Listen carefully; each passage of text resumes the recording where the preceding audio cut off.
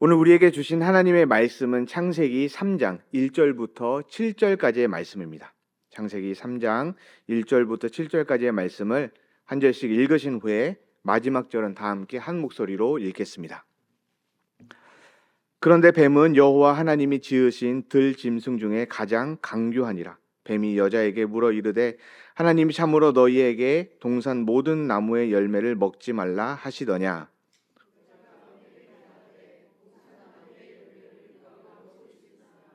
동상 중앙에 있는 나무의 열매는 하나님의 말씀에 너희는 먹지도 말고 만지지도 말라 너희가 죽을까 하노라 하셨느니라.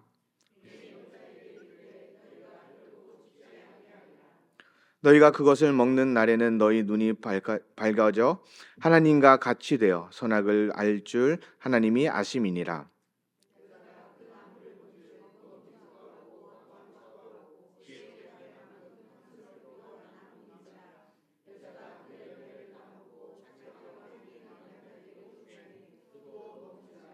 함께 읽겠습니다. 이에 그들의 눈이 밝아져 자기들이 벗은 줄을 알고 무화과 나무 잎을 엮어 치마로 삼았더라. 아멘. 오늘 수요 기도회는 교리교육 인간론 두 번째 시간입니다. 저희가 지난 시간에 인간의 본질 하나님의 형상에 대해서 살펴보았습니다. 인간이 누구인가를 성경의 기준으로 보았습니다.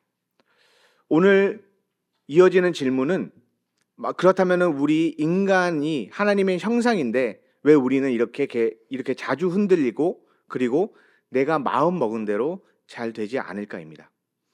여기서 등장하는 핵심 주제가 무엇이냐면은 자유의지입니다. 자유의지를 말할 때 우리가 한 가지 꼭 정확하게 짚고 넘어가야 할 부분이 있습니다. 성경과 개혁신학은 자유의지를 말할 때 자유의지만을 말하지 않고 동시에 노예의지도 말하는 것입니다. 왜냐하면 하나님은 인간에게 분명히 본성인 자유와 의지를 주셨지만 타락 이후에 그 자유가 죄 아래 묶여버렸기 때문입니다. 그러니까 그 핵심은 의지가 있느냐 없느냐가 아니라 의지가 어떤 방향으로 기울어져 있느냐라는 것입니다. 이거를 상태별로 간단하게 정리하자면은 5개의 단계로 우리가 볼 수가 있습니다. 첫 번째 단계는 무죄의 상태입니다. 창조 때 인간은 누구에게나 강요를 당하거나 본성의 절대적인 필연성 때문에 선과 악이 기계적으로 결정되는 존재가 아니었습니다.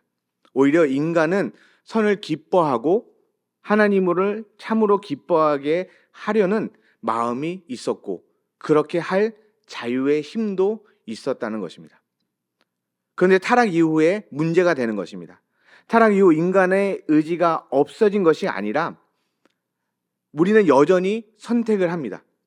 하지만 그 선택이 하나님께로 자연스럽게 향하지 못하는 상태가 된 것입니다. 성경과 개혁신학은 이것을 우리에게 분명히 말하고 있습니다.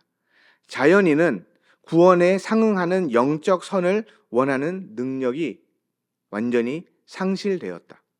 그래서 선을 싫어하고 죄 안에서 죽어 있어서 자기의 힘으로는 회개할 수도 없고 심지어 회개할 준비조차도 할 수 없는 상태로 있다라는 것입니다.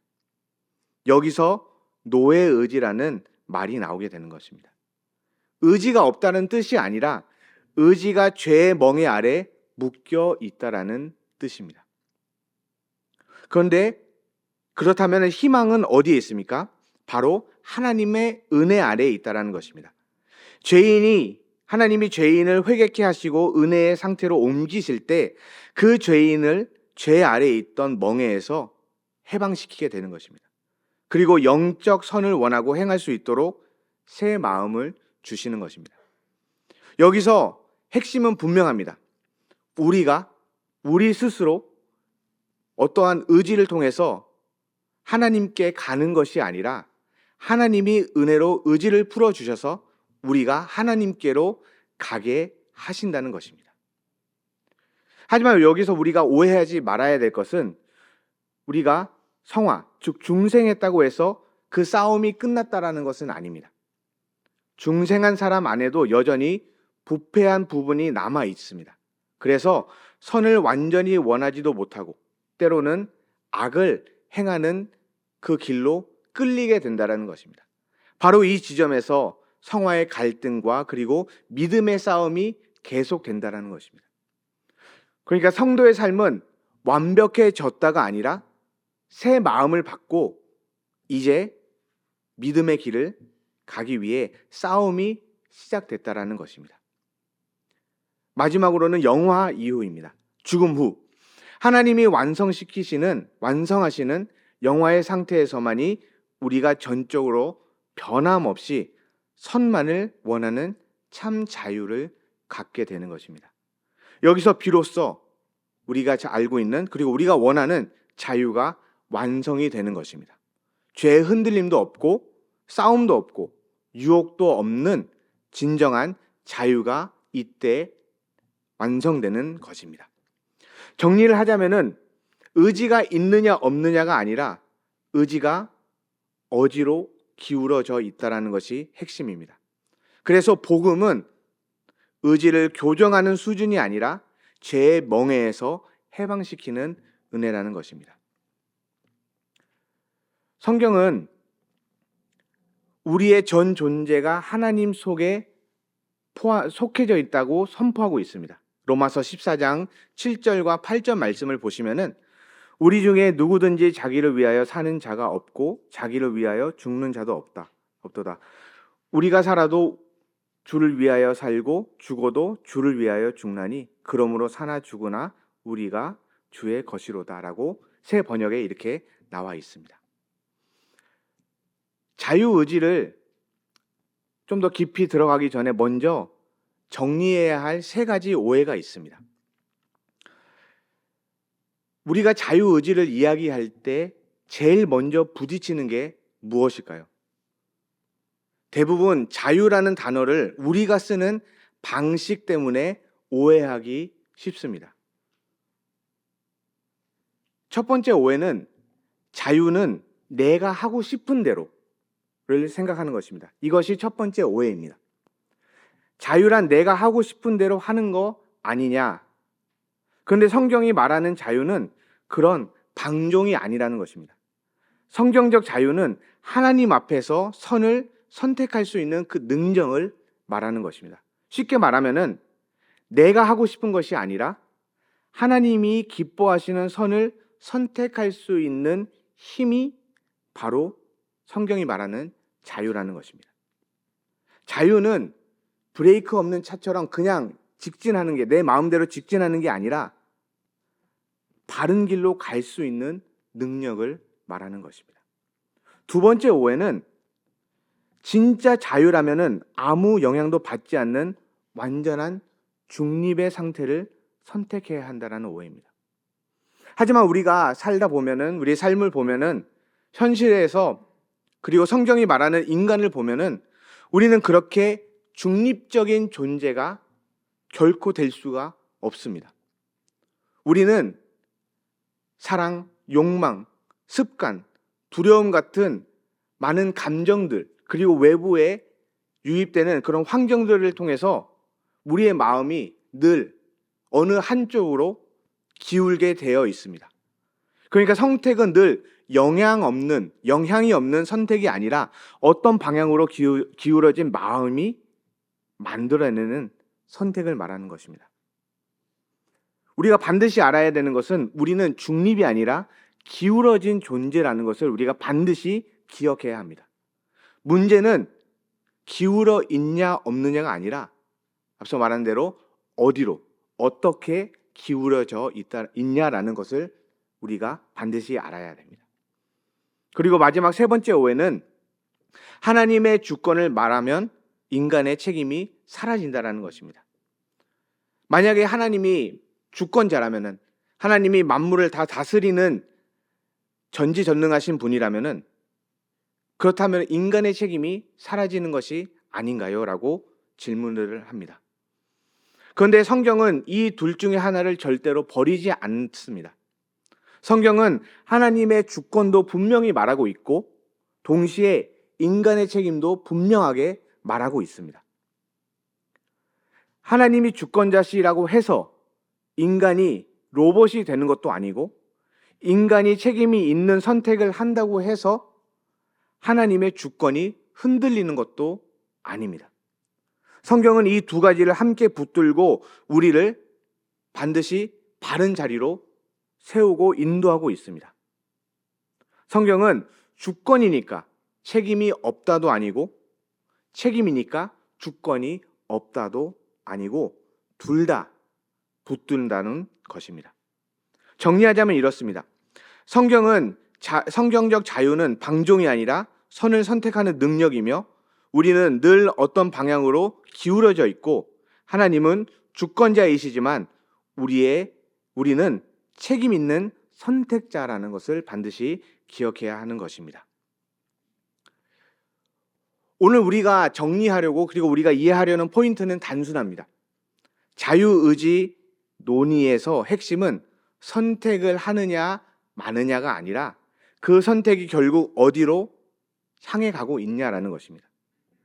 우리는 매 순간순간 선택을 합니다. 그런데 우리가 하루에 선택을 몇 번 하느냐가 문제가 아니라 선택의 기본 방향에 그 핵심이 들어있는 것입니다.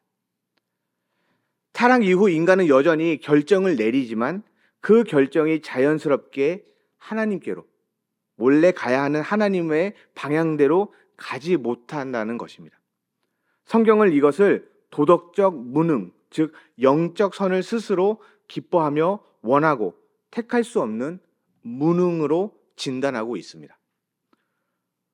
그러니까 의지가 사라진 것이 아니라 우리의 의지가 죄의 영향 아래 눌려서 우리가 그 원래 방향을 잃고 살아가고 있다는 것을 말하는 것입니다.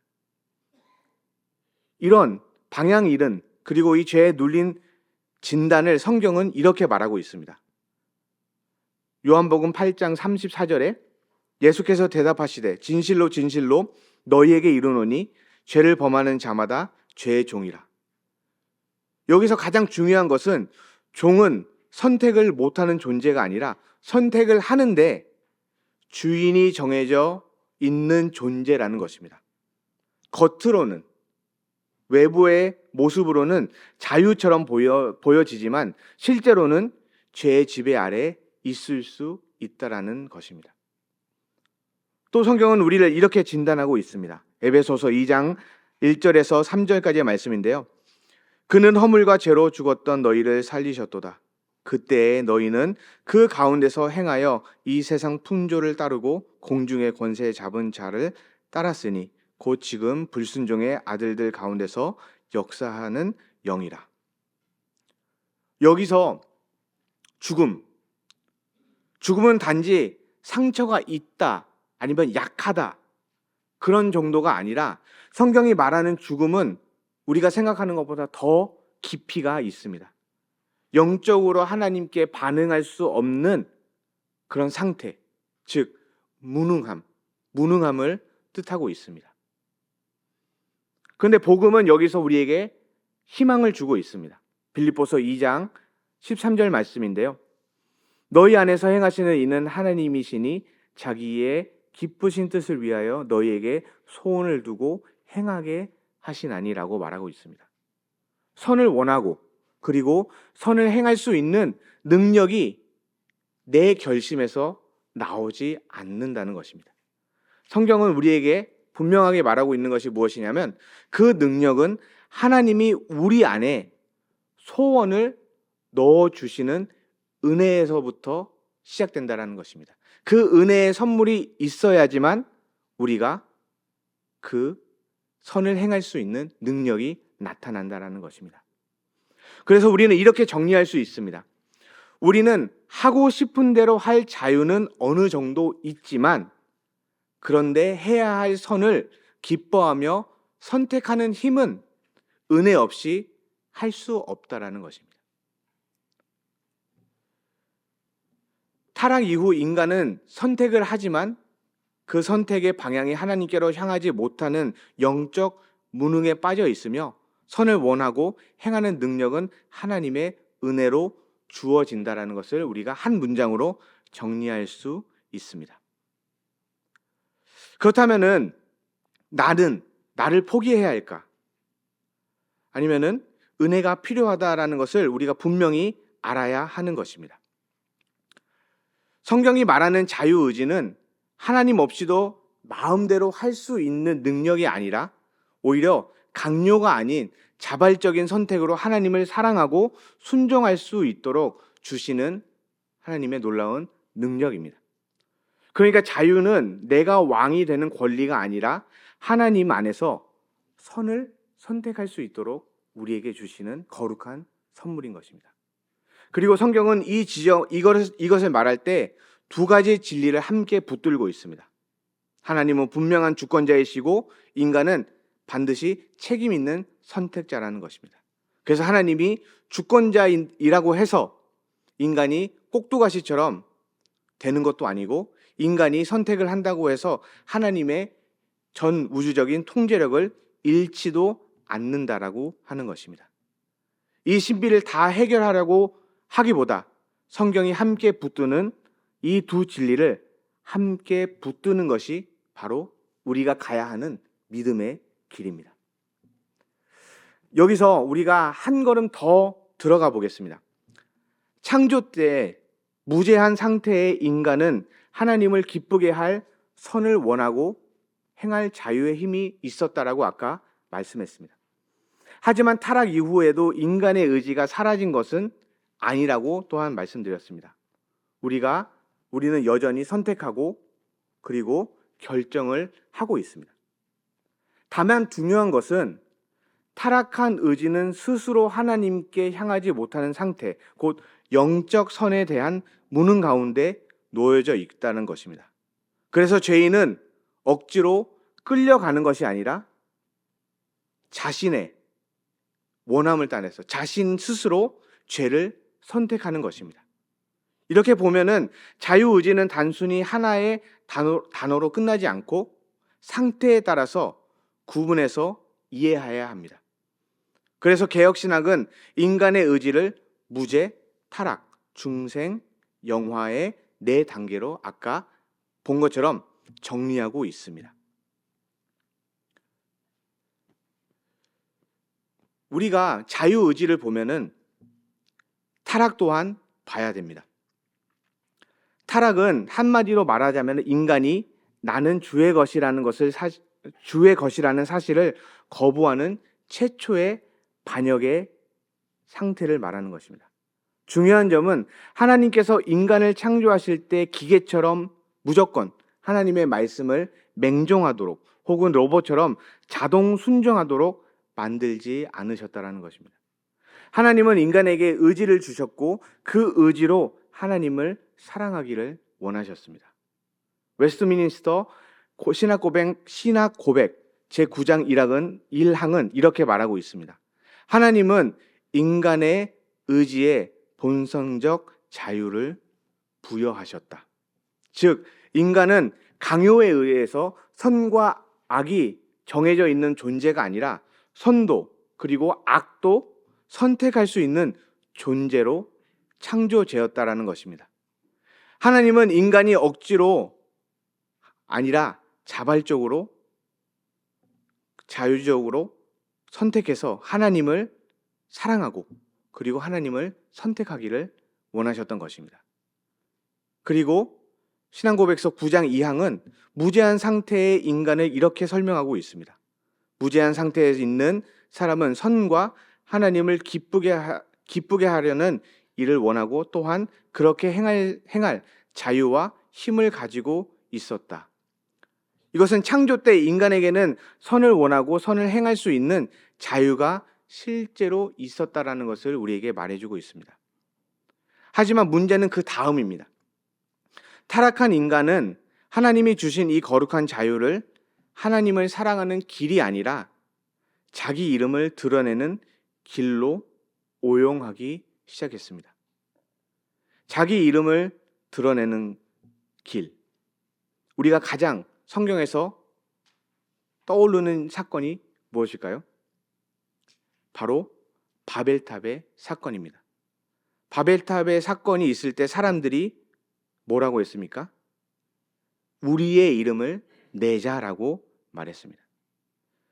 즉 그들에겐 자유가 하나님께로 나아가는 통로가 아니라 자기 과시의 도구가 되어버린 것입니다. 이것이 창세기 3장으로 가면은 더욱더 분명해집니다. 성경은 사탄을 뱀으로 묘사하며 금하신 열매를 먹으면 눈이 밝아져 하나님과 같이 될 것이라고 사람을 유혹합니다. 여기서 인간은 하나님과 같이 되겠다라는 그 유혹 앞에서 교만에 빠지고 그 교만은 곧바로 하나님의 말씀에 대한 불신으로 이어지게 됩니다.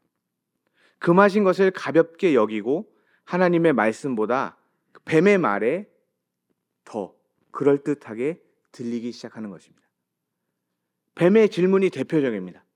우리가 읽은 본문의 말씀입니다. 하나님이 참으로 너희에게 동산 모든 나무의 열매를 먹지 말라 하시더냐라고 질문합니다. 이 질문은 뱀이 인간에게 정보를 확인하는 그런 차원의 질문이 아니라 하나님의 선하심을 의심하게 만드는 아주 교묘한 질문입니다. 그리고 동시에 우리 안에서 죄를 정당화시키려는 모든 논리의 시작점이기도 합니다. 결국 타락 이후 인간은 더 이상 하나님을 기준으로 삼지 않고 자기 자신이 선악의 최종 기준이 되려고 한 것입니다. 하나님의 거룩한 자리에 올라가 가지고 내가 곧 인간이 선악을 판단하겠다라는 것입니다. 이것이야말로 하나님이 주신 자유에 대한 명백한 남용이자 오용입니다. 하나님은 자유를 통해서 인간이 자발적으로 하나님을 사랑하고 친밀한 교제의 자리로 나오기를 원하셨지만 인간은 그 자유를 사용해 하나님을 떠나 자기의 이름을 높이는 길을 택하고 만 것입니다. 그러므로 자유의지는 내 마음대로가 아니라 하나님 앞에서 책임 있는 선을 선택할 수 있도록 주신 거룩한 자유입니다. 또한 타락은 규칙을 어긴 사건이기보다 하나님을 떠나 내가 주인이 되겠다라고 선택한 하나님과의 관계를 깨트리는 하나의 반역입니다. 그런데 여기서 자유의지와 노예의지와 타락을 보게 되면은 그렇게 좋은 선물인 자유가 왜 우리를 이렇게 흔들고 그리고 왜곡할까라는 그런 질문이 생기게 됩니다. 그러면 우리가 조금 더 이 질문을 알기 위해서 타락이라는 것을 조금 더 깊게 보겠습니다. 타락한 인간은 어떤 상태에 빠지게 될까? 요리문답 17문은 타락이 인류를 어떤 상태로 빠뜨리는지를 묻고 타락으로 인류가 죄와 비참의 상태에 빠졌다라고 답하고 있습니다. 또한 이어서 18과 19문은 이를 더 구체적으로 풀어주는데 타락이 몰고 온 죄의 상태는 보통 원죄라고 불리는 아담의 첫 죄의 허물, 그리고 원래 가졌던 의의 결핍, 사람의 모든 본성의 부패와 그로부터 뒤따르는 모든 실제적인 범죄를 포함한다라고 우리에게 말하고 있습니다. 타락을 좀 더 깊이 이해하기 위해서는 우리는 죄의 본질과 그 다양한 얼굴들을 봐야 합니다. 우리가 죄를 말할 때 단지 나쁜 행동이나 아니면은 도덕적 위반으로 이해를 하면은 그 죄의 깊이를 우리가 너무나도 쉽게 놓치고 이해하지 못할 때가 많습니다. 죄의 더 근본적인 본질은 우리가 저번 주에 말한 것처럼 하나님과의 관계를 깨트리고 하나님의 은혜의 필요성을 부인하는 데 있다라는 것을 우리가 봤습니다. 그래서 시편 기자는 내가 주께만 범죄하여라고 고백하듯이 죄는 무엇보다 하나님과의 관계를 파괴하는 아주 중요한 요인입니다. 또한 죄는 다른 존재와의 맺도록 어떤 관계를 맺도록 창조된 인간의 관계성을 거부하는 형태로도 드러난다라고 저번 주에 우리가 나누었습니다. 우리는 하나님이신 전적인 타자에 의해 대한 의존을 부인하고 동시에 이웃과 공동체의 필요성을 외면하며 다름을 품지 못하는 마음으로 모든 관계를 단절하게 되는 것입니다. 죄는 단지 규칙 위반이 아니라 은혜를 거절하고 관계를 끊어내는 방향의 선택이라는 것을 우리가 반드시 알아야 합니다. 죄의 두 얼굴이 있습니다. 죄의 두 얼굴은 교만뿐만이 아니라 자기 혐오, 자기 성실과 자기 상실도 죄가 된다라는 것입니다. 죄는 종종 교만, 자기 절대화로만 단순화되지만 성경이 말하는 죄의 뿌리는 우리가 생각하는 것보다 더 깊습니다. 죄의 핵심은 하나님을 하나님으로 모시지 않는 것, 다시 말해서 하나님으로부터 우리의 마음의 중심이 이탈하는 것입니다. 그래서 죄는 어떤 때에는 나를 과대평가하는 형태로 나타날 때가 있고 어떤 때는 나를 과소평가하는 그런 형태로도 나타나는 것입니다. 이 두 가지를 봤을 때 겉모습은 완전 정반대이지만 공통점은 하나입니다. 둘 다 하나님이 주시는 우리의 거룩한 정체성과 그리고 은혜를 믿지 못하게 만들고 하나님 대신 다른 것을, 즉 사람의 시선이 될 수도 있고 성취가 될 수도 있고 상처가 될 수도 있고 비교가 될 수도 있고 두려움이 될 수도 있는데요. 이런 것들을 내 마음의 주인이 되게 한다는 점입니다. 적극적인 형태의 죄는 바로 교만과 자기 절대화입니다. 내가 하나님이 되겠다. 내가 하나님처럼 되겠다. 내 판단이 최종적이고 내 욕망이 기준이 되고 내 뜻대로 되지 않으면은 분노하거나 무너지는 상태를 말하는 것입니다. 결국 하나님의 자리에 내가 앉는 그런 죄를 말하는 것입니다. 또한 소극적인 형태는 자기 혐오, 자기 상실을 말합니다. 나는 가치가 없다. 나는 소용이 없는 사람이다. 나는 살 가치가 없다. 어떻게 보면 이것이 겸손처럼 보일 수 있지만 실제로는 하나님이 주신 그 인간의 본질적인 거룩한 형상과 그리고 은혜와 그리고 하나님의 부르심을 부정하고 내가 가지고 있는 인간적인 상처, 실패, 타인의 평가에 내 정체성을 결정하게 내주는 상태입니다. 결국 이것은 하나님의 자리에 내가 올라가는 것이 아니라 어떠한 결핍이나 사람들의 시선과 그리고 다른 피조물을 앉히는 죄, 즉 수동적으로 우상 숭배가 될 수 있는 죄를 말하고 있습니다. 정리하자면은 교만은 내가 왕이라고 말하는 죄라면 자기 혐오는 하나님 또는 주님의 말을 나는 못 믿겠습니다. 내 상처가 더 진짜입니다. 라고 말하는 죄일 수 있습니다. 둘 다 중심이 하나님께서 떠나는 그런 죄를 말하고 있습니다. 한 줄로 결론을 내리자면은 죄는 나를 높이든 나를 깎아내리든 결국 하나님을 떠나 다른 것이 마음의 주인이 되게 하는 것이며 복음은 그 자리에 그리스도의 은혜로 정체성을 다시 세워주는 회복의 단계를 말하는 것입니다. 또 하나의 죄는 관계 속에서 드러나는 죄입니다. 지배와 우월 그리고 무기력한 묵종을 말합니다. 죄는 관계 안에서 흔히 지배와 우월로 드러납니다. 상대를 통제하려고 하고 위에 서려고 하고 나의 뜻대로 모든 것을 움직이게 만들려는 죄입니다.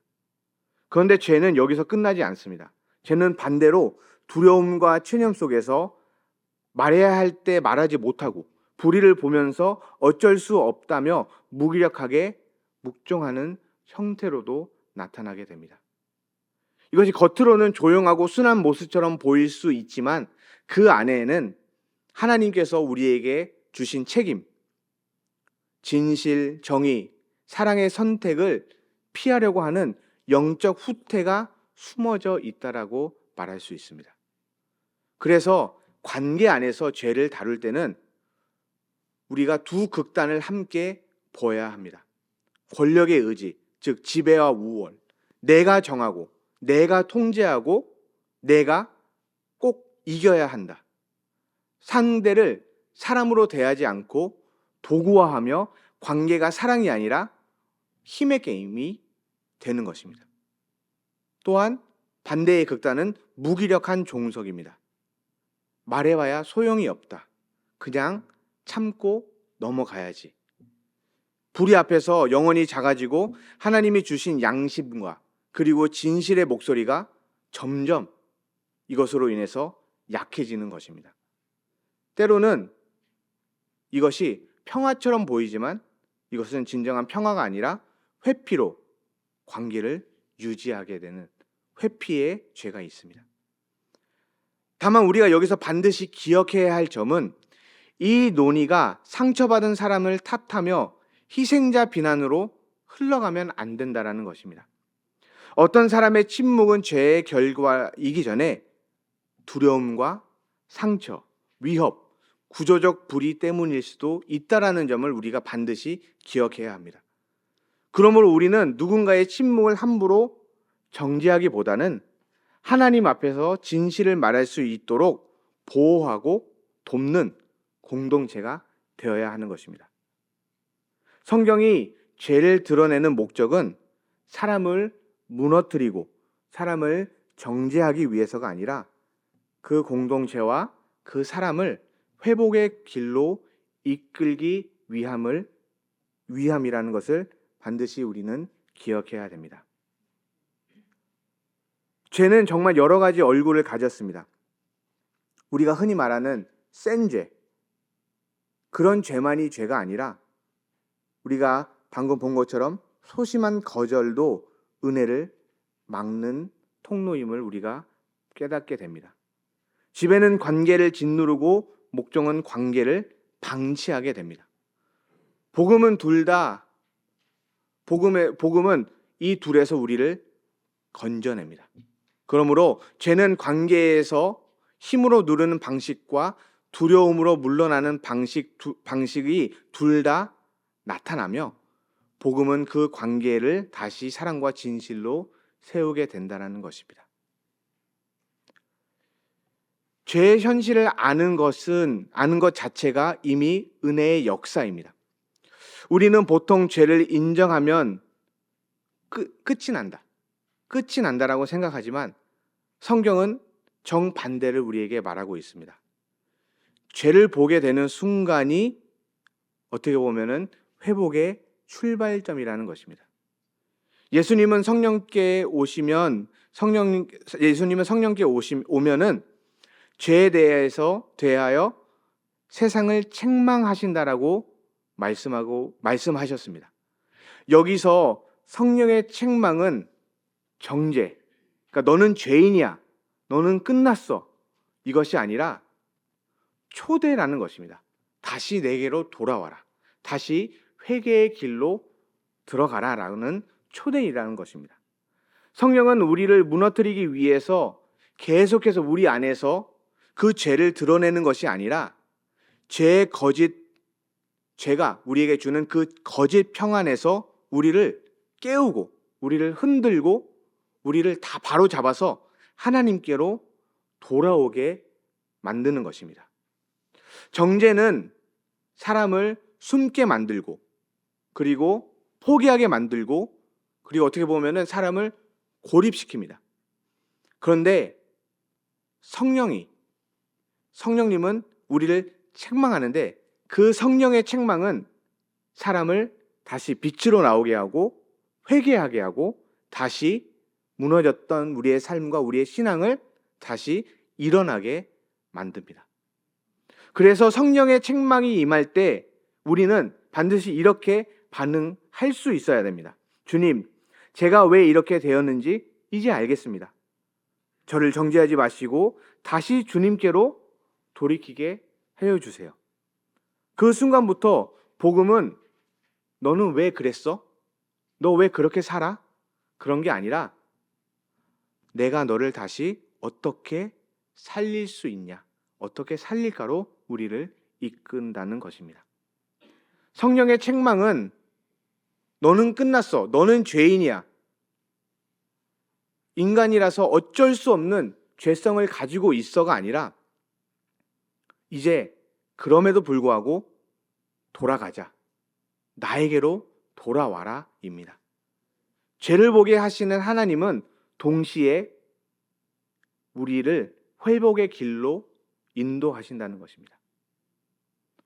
그렇다면 우리가 또 하나의 질문이 있는데, 그렇다면 하나님이 왜 이렇게 우리를 타락하게 허락하셨냐입니다. 이 질문은 쉽게 단정 지을 수 없습니다. 성경은 죄의 창시자가 하나님이 아니심을 분명하게 하면서도 동시에 이 모든 세상의 역사가 하나님의 섭리 아래 있음을 분명하게 말하고 있습니다. 로마서 9장은 토기장이와 진흙의 비유로 하나님께 반문하려는 마음을 제지하면서 하나님의 오래 참으심 가운데 구속의 목적을 분명하게 우리에게 드러내고 있습니다. 또한 요셉의 고백처럼 인간은 악을 의도했지만 하나님은 그것을 선으로 이루시는, 길로 바꾸시는 분이라는 것을 또한 우리가 알고 있습니다. 이 결론은 죄를 가볍게 만드는 면죄부가 아니라 죄의 현실 속에서도 하나님이 구원의 길을 여신다는 그 복음의 확신을 우리에게 세워주는 것입니다. 우리에게 여전히 이 질문은 남아 있습니다. 하지만 이 질문 안에서 복음은 분명하게 더욱 우리에게 드러난다는 것입니다. 하나님은 죄의 현실 속에서조차도 우리에게 꾸준히 구원의 길을 여신다는 것입니다. 하나님과의 교제를 잃어버린 인간은 온갖 비참함 속에서 지내며 죽음과 지옥의 영원한 고통을 당하는 상태로 빠져들게 됩니다. 갈라디아서 3장 10절은 이를 저주 아래 있는 인간이라고 말하고, 에베소서 2장 3절에서는 육체의 욕심을 따라 사는 본질상 진노의 자녀라고 말하고 있습니다. 전통적으로 인간은 영혼, 육의 세 요소로 이루어졌다라고 말해왔고, 그에 따라 타락이 어느 부분에 가장 큰 영향을 미칠까라는 이 중요한 주제로 다루어지기도 했습니다. 그러나 오늘 우리가 인간을, 우리 스스로 인간이라는 그 존재를 칼로 무 자르듯이 나눌 수 있는 대상이 아니라 영과 육이 통합된 전인격적인 존재로 이해해야 하고, 그리고 그렇게 이해해 왔습니다. 따라서 타락은 어떤 특정 부분만의 문제가 아니라 인간 존재 전체를 부패시키는 하나의 사건이라고 우리는 반드시 이해해야 합니다. 이 전인격적인 타락의 결과가 가장 선명하게 드러나는 지점이 우리가 계속 말하고 있는 관계의 단절입니다. 인간은 자신을 창조하신 하나님을 버리고 하나님이 아닌 것들을 자신의 주인으로 삼게 됩니다. 그리고 그러므로 타락은 여러 모습으로 나타나게 되어 있습니다. 불신으로도 나타나고, 불순종으로도 나타나고, 교만으로도 나타나고, 그러므로 그 핵심의 폐해는 하나님과의 관계가 끊어졌다라는 것을 우리가 반드시 이해하고 깨달아야 합니다.